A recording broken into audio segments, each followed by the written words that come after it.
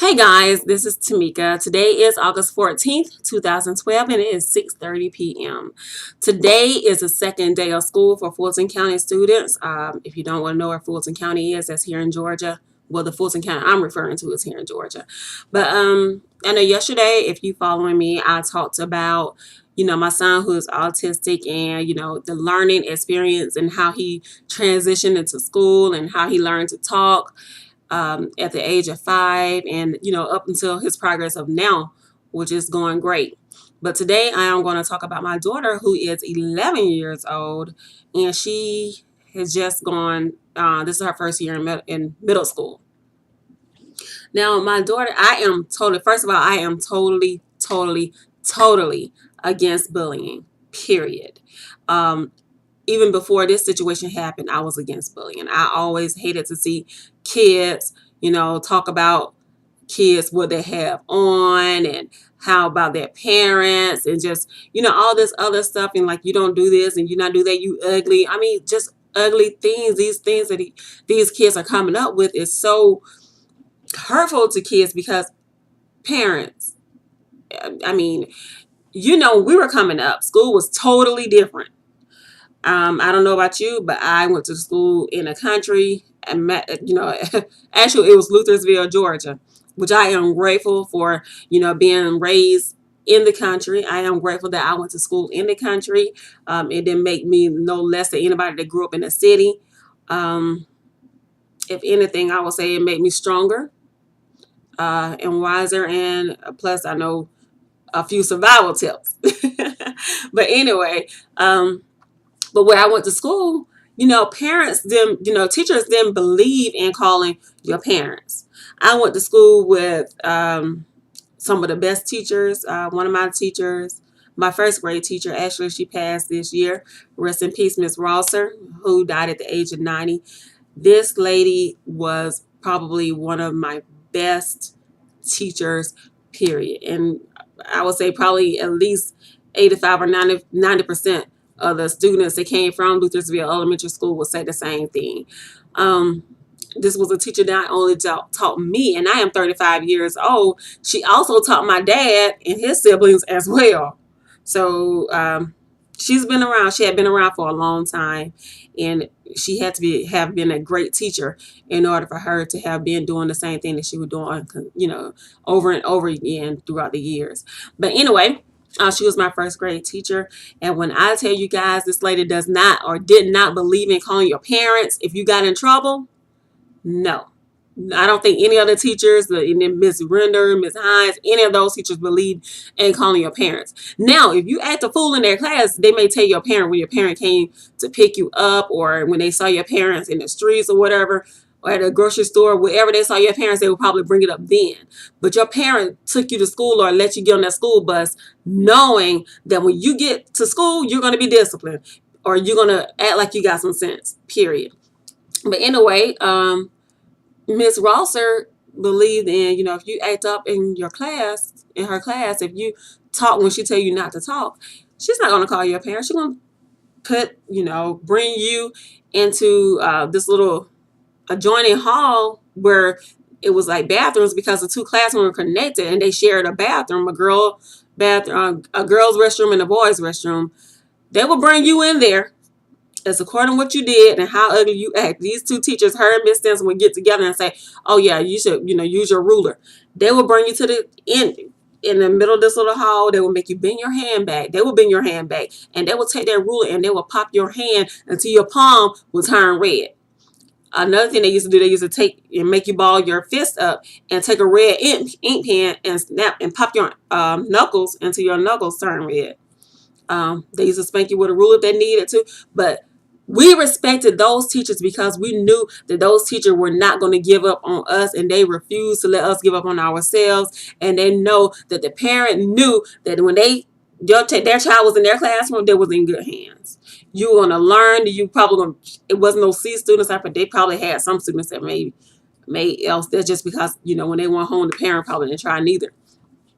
But if you made anything less than a B, you're probably scared to do so, because they're going to get you, because they know what you were capable of. But with that said, the reason why I was saying that is because those are the kind of teachers that we had when we were growing up. However, today has changed.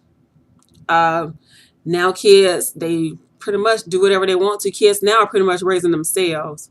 Is it fair to the child? No, it's not. Um, is it fair to the teachers that, as parents, we're not teaching our kids the basic fundamentals at home, manners, and, things like don't talk about other kids and all that stuff? All of that stuff has to do with education. It ties back. And the way we treat our kids at home, believe it or not, sometimes they will go out and they will mimic exactly what their parents are doing.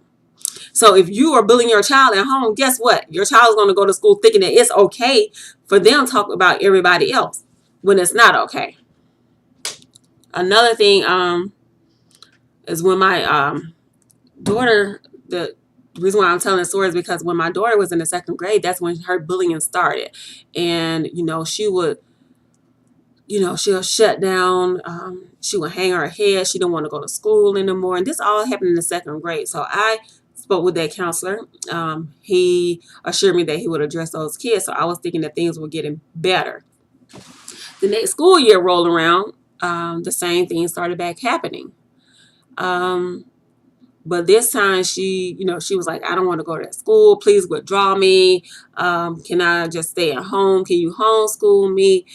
Then I'm like, well, no, we can't do that. And it turned out to be the same students, because these same students were going from the second grade to the third grade with her, to the fourth grade, to the fifth grade. These same students were always with her. And these were usually the same students that were picking on her. And I continue to address the school and address the school. I'm not a parent that don't, go and, participate at that school. I'm not that parent that doesn't go and show my face or anything. They're all the teachers there. If they have my children, they know me. And they know I'll be there. Even if they don't call, I'll still pop up. But anyway, when she got into the fourth grade, it was December, I had gotten a phone call from school and said, you need to get up here. And I'm like, well, what is it? Can you just put her on the telephone? Let me talk to her. They're like, no, I think you need to really get up here because I want to discuss it on the telephone. But to make a long story short, but not putting everything out there in the open. But I know it's a story that most parents do need to hear. She had written a letter, or she had made a comment, and another student had overheard her say this, and he went to tell the teacher, and the teacher asked her to come up, and she can repeat because she was crying. My daughter was crying so hard, so the teacher asked her to go write it down. And when she wrote it down, the teacher we had to bring this up. This is something that we cannot ignore. So with that said, she had to undergo a lot of counseling, and she is still in counseling to help her cope with a lot of things that has happened, not just in school, but out of school as well, where she was missing her dad, because her dad and I had gotten a divorce, and we have been divorced for almost 5 years now. But she was missing that closeness that they had, that special bond that they had as father and daughter, because he always stayed close to her and talk to her, pick her up, and all that stuff. So she was missing all that. But to the parents that's out there that have kids, not just middle school, elementary school, or high school, be aware, be alert, pay attention to your kids, because the signs that they show is there. Like the closing of the door is that, as soon as you say something to them, they drop their head, or they may lash out at their siblings, or they might just, not want to do anything. If their grades go from A's all the way to F, there's an issue, especially, that's not your child, and they just don't care about nothing anymore. Find out what it is. Get involved. Don't be afraid to go to the school and say, you know what, let me just peep in, or let me just go eat lunch with my child just to see what's going on. Let me just pop up to see if anyone in their classroom is bothering them. Let me pop up to see if the school teacher is really doing her job. Let me see what's going on, not just in my child's classroom, but in the hallway as well. All of that stuff matters. If you can't talk to the principal every once in a while, then you need to address that issue. Know the numbers. Make sure the teachers know you. Make sure the principal know who you are. And make sure they know that you care about your child's education, because that is the most important thing. That's why you are there. That's why your child is there. That's why you put them in school, so they can learn. So make sure you always stay alert and stay aware of what's going on in their classroom and with your child, period. Talk to them. Make sure that your child knows that secrets are not cool in your house. that secrets should not go on. There's nothing that your child should not be able to tell you. And also to the parents that, that's bullying their kids or don't know if your child is being bullied or bullying, sit down and talk to your child. Let them know that if someone is bullying somebody else, do not add fuel to their fire by laughing. No, because a person that laughs is just as guilty as a person that is doing the picking on. It's the same thing. And kids, if you are bullying someone, please stop, because the same thing that you're doing to them can also happen to you, and you would not like it. And in addition, guys,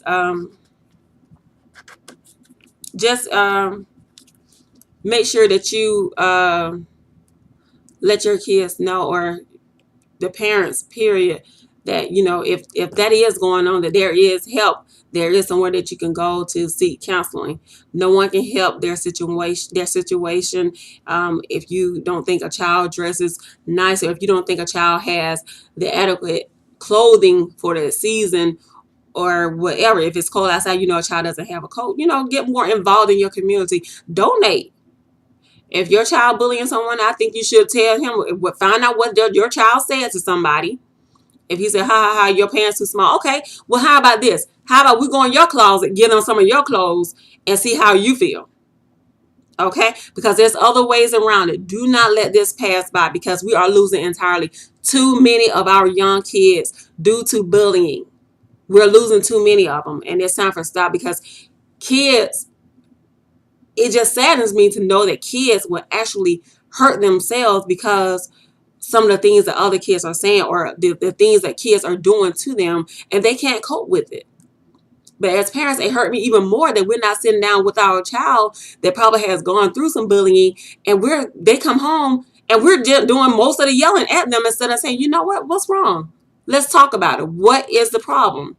I will go up, I will talk to them, whatever. Do something. Don't be a silent voice, parents. Kids, don't be a silent voice. If you know someone is picking on somebody in your classroom, you go up and tell that teacher. If the teacher doesn't do something, go to the next room teacher. If that teacher doesn't do anything, you call the principal. And if the principal doesn't do anything, call your parent and let your parent call the board of education. And I guarantee you something will happen. Okay, it's time out for the silent voices, parents and kids. So until next time, I'll talk to you guys later. Peace.